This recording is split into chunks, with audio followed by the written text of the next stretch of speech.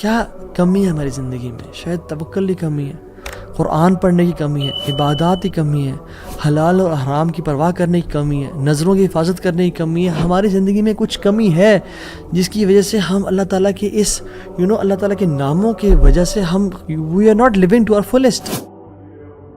ایک شخص اس کو 1000 دینار چاہیے تھے. وہ ایک شخص کے پاس گیا، اپنے جاننے والے کے پاس، اور کہا کہ مجھے 1000 دینار چاہیے.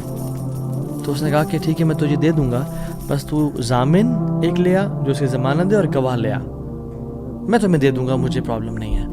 وہ شخص مسکین تھا، کوئی اس کے جاننے والا نہیں تھا، لیکن اللہ والا تھا وہ. اس نے کہا دیکھ میری بات سن، میرا ضامن بھی اللہ ہے اور میرا گواہ بھی اللہ ہے. میں اللہ کو گواہ بنا کے کہہ رہا ہوں کہ میں تمہیں واپس کروں گا.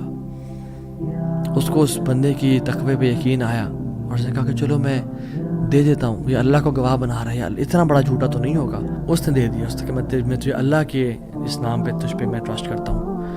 یہ شخص پیسے لے کے اس نے کاروبار کرنا تھا، یہ چلا گیا. یہ جب کشتی پہ بیٹھا، سوار ہوا، دوسری طرف اترا، اپنا کام شام کیا، واپس آیا. جو دن اور جو مقرر وقت آیا ہوا تھا، جب وہ کشتی پہ آیا واپس، ایک سمندر کے پار یہ شخص تھا، تو جو لاسٹ کشتی تھی وہ نکل گئی. یہ سر پکڑ کے بیٹھ گیا کہ میں نے تو آج وعدہ کیا تھا اور اللہ کو ضمانت دار بنایا تھا اور گواہ بنایا تھا. اب اگر میں آج اس تک مال نہیں پہنچاتا تو وہ کیا سوچے گا میرے بارے میں، اور اس کا تو ٹرسٹ اٹھ جائے گا، یعنی کہ میں نے اللہ کے نام پہ جھوٹ بولا اسے. تو آخری کشتی چلی گئی تھی. اس کے بعد تو کشتی نے اس دن جانا نہیں تھا. تو اس نے کیا کیا کہ یا اللہ میں نے تجھے ضمانت دار بنایا ہے اور تجھے میں نے گواہ بنایا ہے، تو تیرا کام ہے اس مال کو پہنچانا.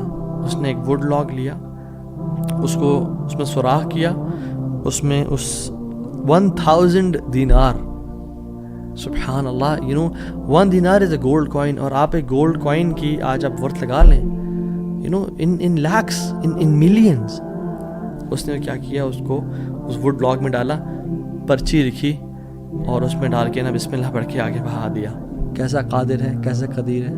اس نے اس ہواؤں کو رخ پھیر دیا اور وہ بندہ وہاں انتظار کر رہا تھا، اور اس کے بندے کے پاس وہ ووڈ لاگ پہنچا اور اس نے اس کو دیکھا. اس میں پرچی تھی اور پرچی نکالی اور اس کو کھول کے دیکھا کہ اس کے 1000 دینار تھے.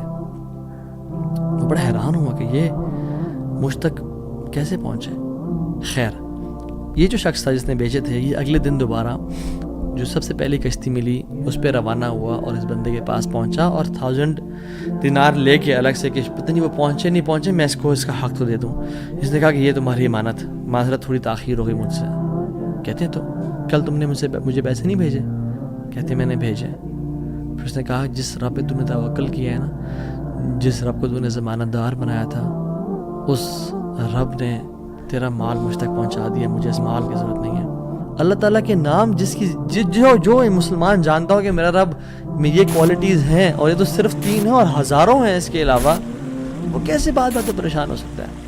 وہ کیسے انزائٹیز اور پریشانی سے گزر سکتا ہے؟ اس کو پتہ کہ میرا رب ہر چیز پر قادر ہے.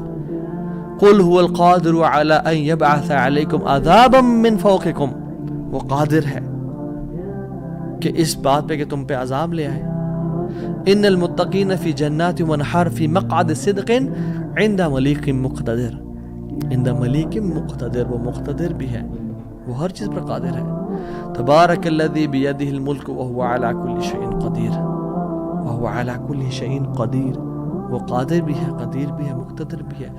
تو پریشانی کس بات کی ہے جب ہمارا رب ہے اور وہ ہر چیز کو کنٹرول کر سکتا ہے، اور ہم اگر اللہ والے بن جائیں تو پھر آپ یقین جانیں کوئی مسئلہ نہیں رہے گا. ہر پریشانی کو وہ آسانی میں